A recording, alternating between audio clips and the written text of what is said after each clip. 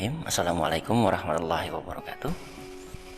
Pada video pembelajaran kali ini kita akan belajar mata pelajaran informatika dengan elemen berpikir komputasional. Setelah kalian mempelajari materi ini, diharapkan kalian mampu memahami strategi algoritmik standar sebagai penerapan berpikir komputasional pada berbagai bidang untuk menghasilkan beberapa solusi dari persoalan dengan data diskrit bervolume besar. Peta konsep materi tentang berpikir komputasional terdiri dari proposisi, penghubung proposisi, deduktif, induktif, dan abduktif, bilangan desimal, biner dan heksadesimal, dan yang terakhir pemecahan masalah atau problem solving.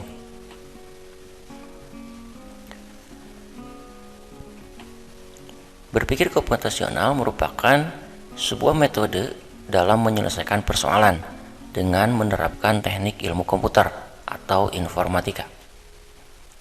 Berpikir komputasional dibangun dengan dasar dan batasan proses komputasi, entah proses tersebut dieksekusi oleh manusia atau mesin.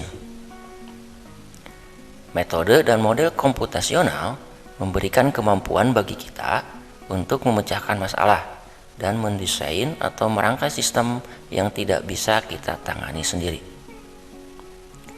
Berpikir komputasional mencakup pemecahan masalah, mendesain sistem, dan memahami perilaku manusia dengan menggambar konsep berdasarkan teknologi komputer. Karakteristik berpikir komputasional. Yang pertama, berdasarkan konsep. Informatika tidak hanya mempelajari materi tentang cara menulis kode program, melainkan diperlukan pemahaman untuk berpikir pada beberapa tingkat abstraksi. Yang kedua, kemampuan dasar, yaitu kemampuan yang harus dimiliki setiap orang di zaman sekarang. Yang ketiga, berpikir komputasional untuk memecahkan masalah dan tidak membuat orang mencoba berpikir seperti komputer. Yang keempat, saling melengkapi dan mengkombinasikan antara pemikiran matematis dan pemikiran teknik.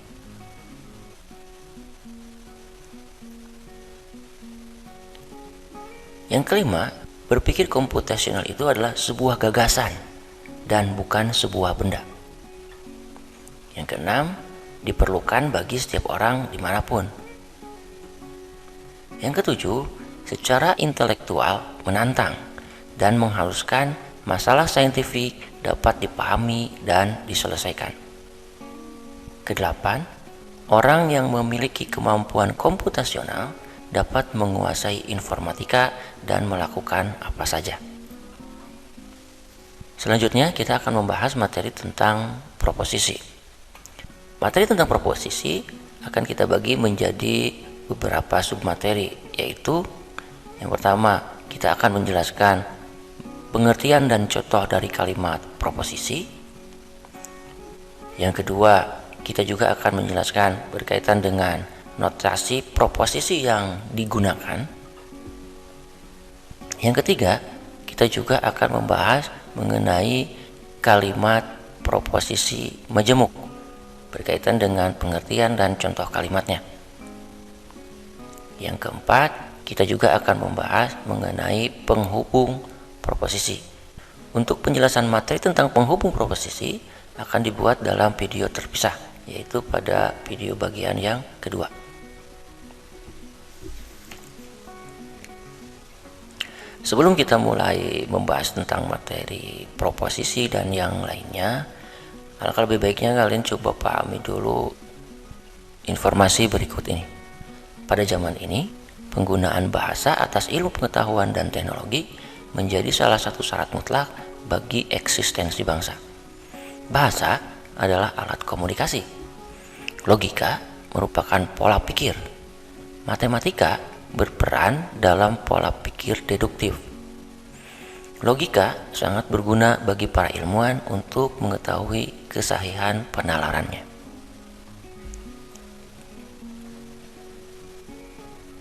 Untuk lebih memahami maksud dan tujuan dari materi yang akan kita bahas kali ini, coba kalian berpikir sejenak dan mencoba menjawab pertanyaan berikut ini. Yang pertama, pernahkah Anda salah dalam mengambil kesimpulan dari sebuah informasi? Pertanyaan kedua, apa bahayanya jika kita sebagai pemimpin salah dalam mengambil kesimpulan dari sebuah informasi tersebut?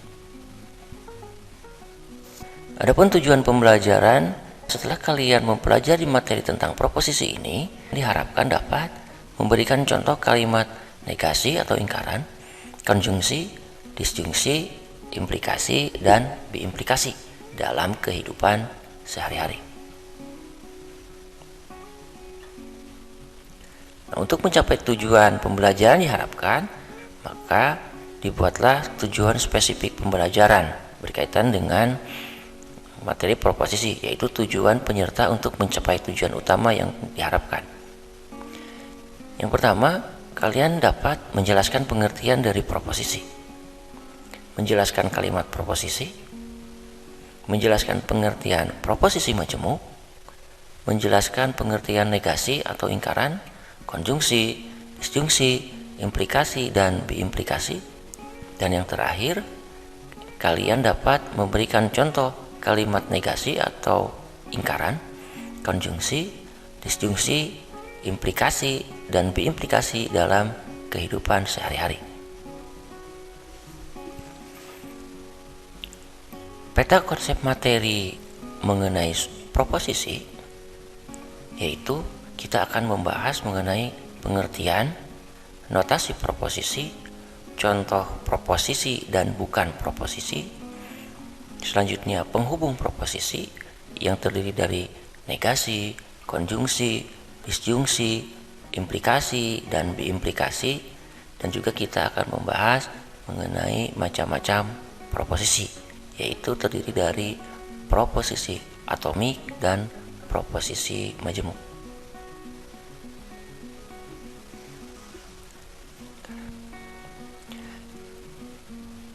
Logika merupakan dasar dari semua penalaran atau reasoning.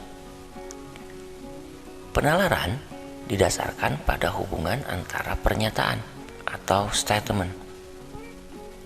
Proposisi adalah pernyataan atau kalimat deklaratif yang bernilai benar, true, atau bernilai salah, false, tetapi tidak keduanya.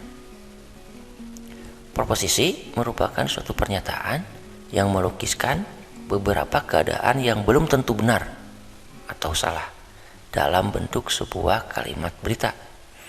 Proposisi dalam istilah biasanya digunakan dalam analisis logika, di mana keadaan dan peristiwa secara umum melibatkan pribadi atau orang yang dirujuk dalam kalimat.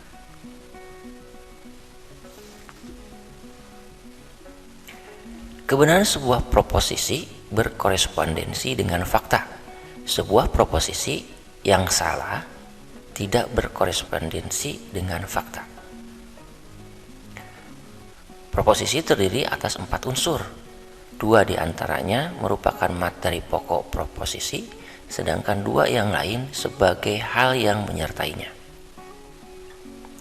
4 unsur yang dimaksud ialah istilah sebagai subjek, istilah sebagai predikat, kopula, dan kuantor. Kalimat proposisi adalah ucapan atau pernyataan yang menggambarkan beberapa keadaan yang tidak selalu benar atau salah dalam bentuk kalimat.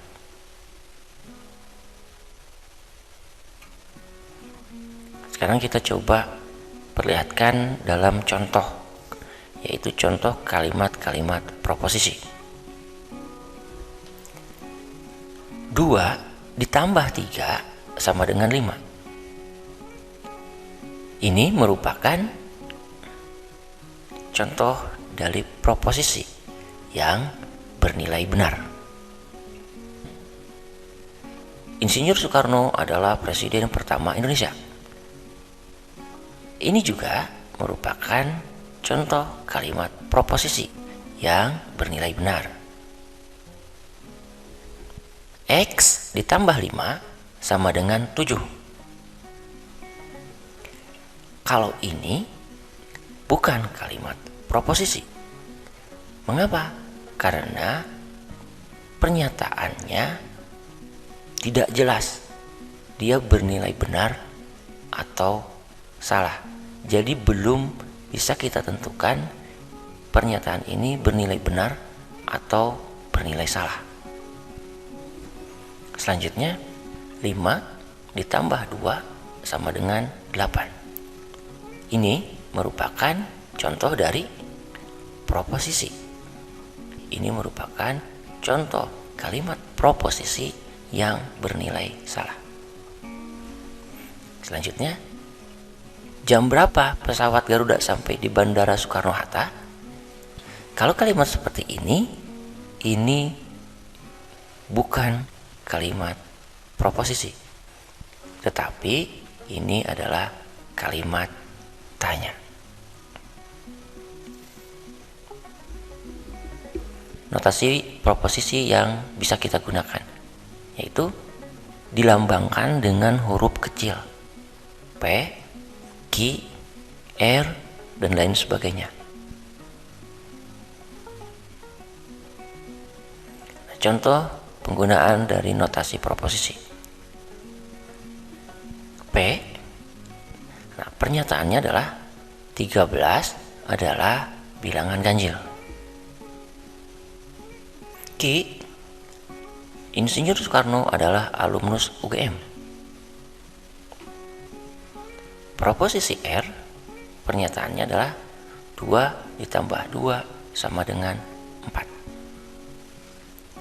Nah, yang perlu kalian garis bawahi di sini, proposisi P, Q, dan R disebut proposisi atomik atau proposisi yang hanya terdiri dari satu buah pernyataan tunggal.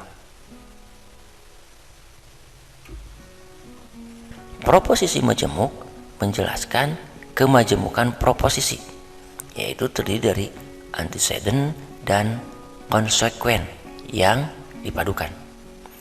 Antecedent disebut dengan premis atau pernyataan, dan konsekuen disebut dengan kesimpulan. Proposisi majemuk terdiri atas satu subjek dan 2 predikat, atau bisa juga terdiri atas 2 proposisi tunggal atau 2 proposisi atomik. Berikut contoh dari proposisi majemuk. Bayam merupakan tanaman sayuran sekaligus obat alami penurun darah tinggi. Bayam itu merupakan subjek, sedangkan sayuran dan obat alami penurun darah tinggi disebut dengan predikat. Jadi bisa dilihat di sini dalam pernyataan ini terdiri dari satu buah subjek dan 2 buah predikat yang dipadukan. Selanjutnya, contoh yang kedua. Kita memiliki pernyataan antecedent, yaitu kuda adalah kendaraan para ksatria di zaman kerajaan, dan kuda merupakan simbol kejayaan. Dari pernyataan tersebut, maka kita dapat membuat kesimpulannya atau konsekuensinya, yaitu kuda adalah kendaraan para ksatria di zaman kerajaan dan simbol kejayaan.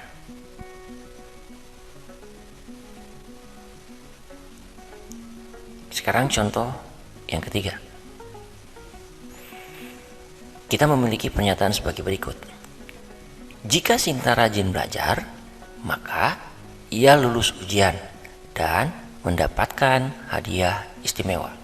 Dari pernyataan majemuk ini, kita bisa ketahui bahwa pernyataan ini dibentuk dari beberapa pernyataan proposisi tunggal, yaitu pertama, Sinta rajin belajar.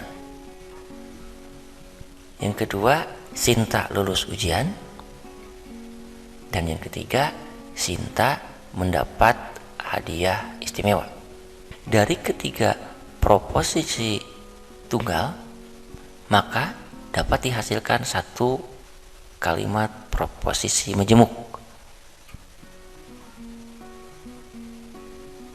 Yang perlu kalian garis bawahi di sini adalah kombinasi P dengan Q menghasilkan proposisi majemuk atau compound proposition.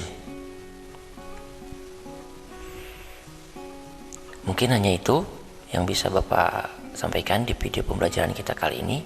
Untuk materi selanjutnya berkaitan dengan penghubung proposisi akan kita bahas di video selanjutnya, yaitu video bagian yang kedua. Oke, terima kasih atas perhatiannya. Selamat belajar. Dan jika belum memahami materi ini dengan baik, silakan kalian tonton kembali materi ini dari awal sampai kalian betul-betul memahami materi yang disampaikan. Terima kasih. Assalamualaikum warahmatullahi wabarakatuh.